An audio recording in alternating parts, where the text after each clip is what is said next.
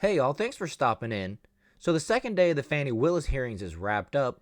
First of all, we ended yesterday with Fani Willis on the witness stand when the judge wrapped up for the day and said we'll pick up where we left off tomorrow. But as the hearings got started this morning, Fani Willis was able to avoid giving more testimony as the state's attorneys chose not to further question her as she was grilled on her sex life with Southern Gentleman prosecutor lover Nathan Wade.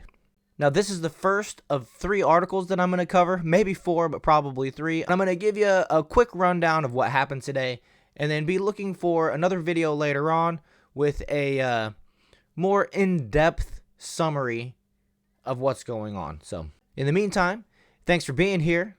And as we go along, if you wouldn't mind hitting that like button and subscribing to the channel, it's a huge year. 2024 is an important year, and if you agree with this, hit that share button and help the channel out a little bit, will you? But with that, let's get into the article. Lawyers of Fulton County District Attorney Fani Willis surprisingly announced they would not call her back to the stand on Friday following bombshell testimony about her physical relationship with a member of her prosecution staff in the latest dose of courtroom drama. The move came hours after the state had said in court that it planned to bring the DA back for more questioning, after she unexpectedly stormed into the courtroom on Thursday to tell her side of the story during an evidentiary hearing.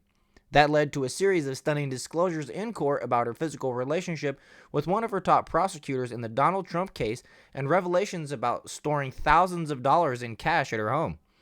Actually, Your Honor, the state has no further questions for Miss Willis, Fulton County Special Prosecutor Ann Cross, who is representing the DA in the matter, said in court Friday. It's kind of a bummer because I was kind of looking forward to seeing her squirm a little bit, and I was curious if she was going to be wearing her dress backwards again today. Actually, okay. It's been going around that she had her dress on backwards. I went down the rabbit hole a little bit, and sure enough, somebody posted on X.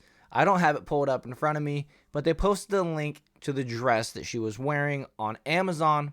When you go look closely, that dress is actually designed for the zipper to be in the front. So, funny as it may be to laugh at the idea that she had her dress on backwards, it wasn't, okay? But wouldn't it have been great if it was?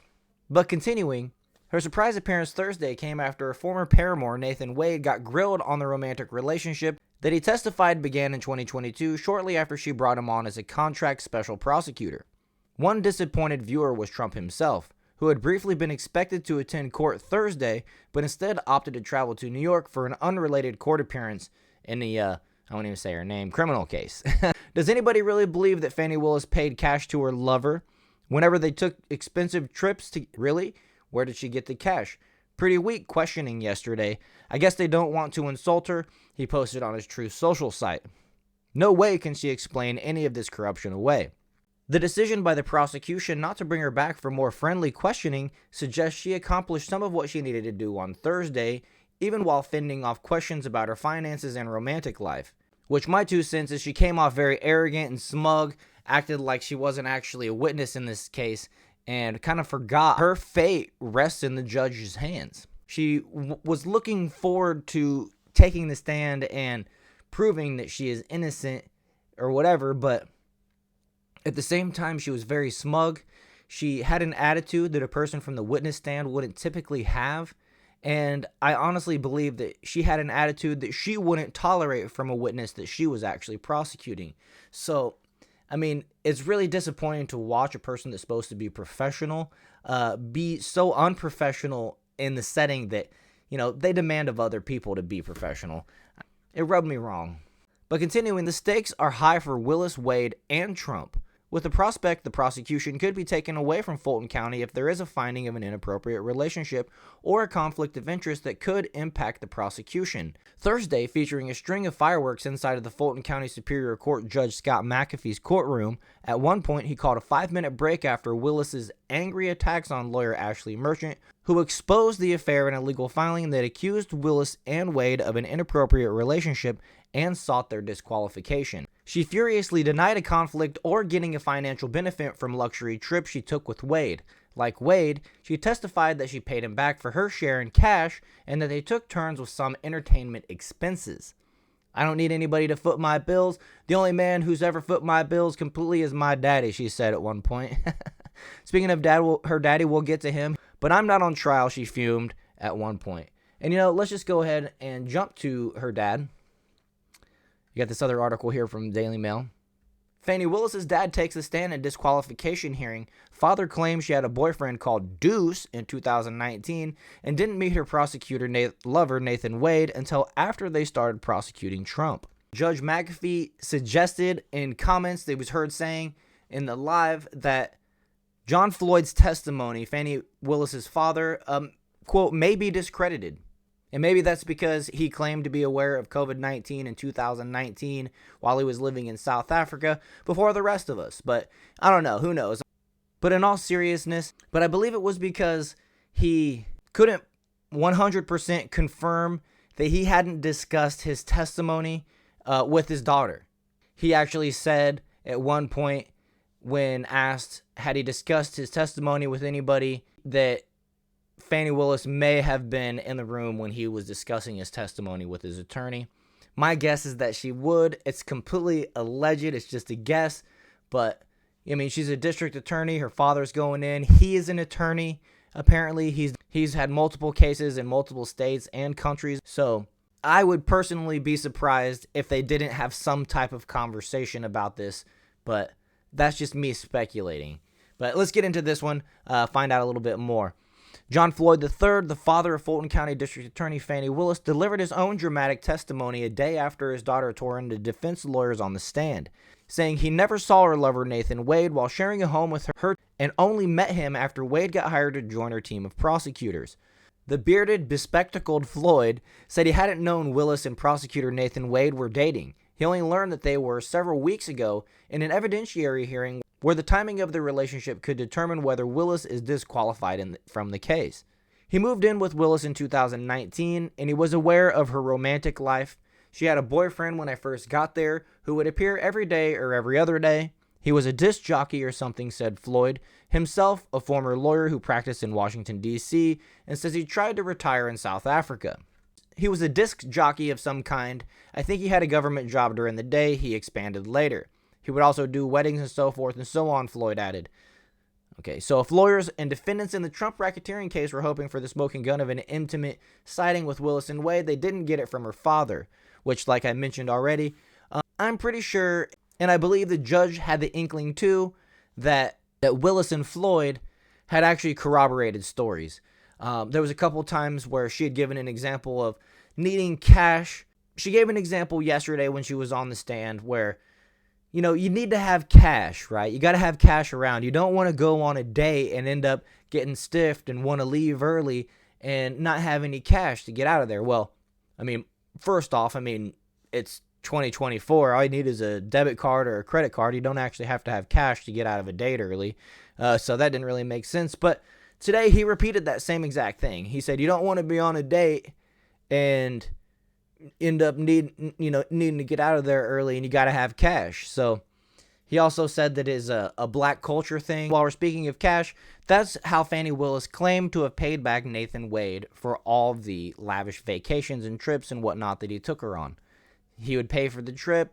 She would give him cash back. It makes sense, but also, where did the cash come from? If she's taking it out of the bank, there would certainly be a transaction receipt. She took it out of the ATM, same thing.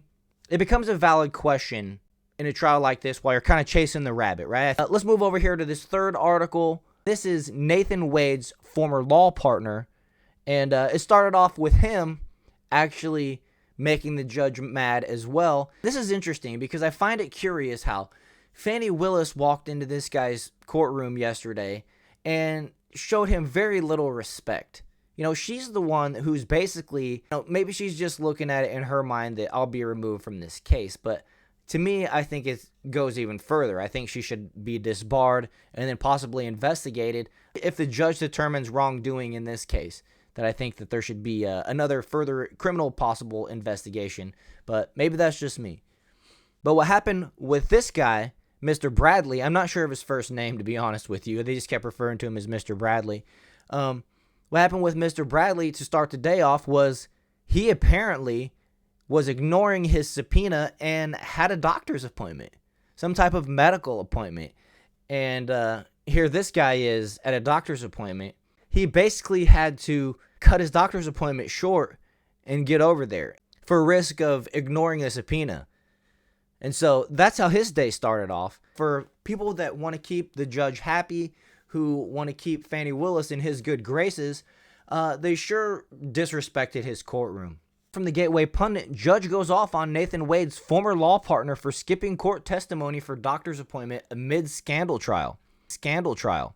So the courtroom drama intensified on Friday when Judge Robert McAfee lambasted Terrence Bradley, his name is Terrence, divorce attorney and ex-law partner of Nathan Wade, for missing a scheduled court testimony to attend a doctor's appointment. The absence came as a shock during the high-profile trial, where Bradley was to provide crucial evidence.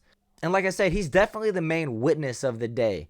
His testimony has a lot of inside information or not, depending on, they try to play this privilege that he had this attorney-client privilege with Mr. Wade because Mr. Bradley was Mr. Wade's attorney in Mr. Wade's divorce, which he's not even divorced yet. So I know it's a lot of misters back and forth, but I hope that made sense and you could follow. Legal analyst Jonathan Turley wrote on X, the judge in Georgia just warned the counsel for Terrence Bradley that he considers the medical appointment without notice to be a violation of a subpoena. His counsel insists that he must meet with the doctor to follow up on the status in the light of his appointment.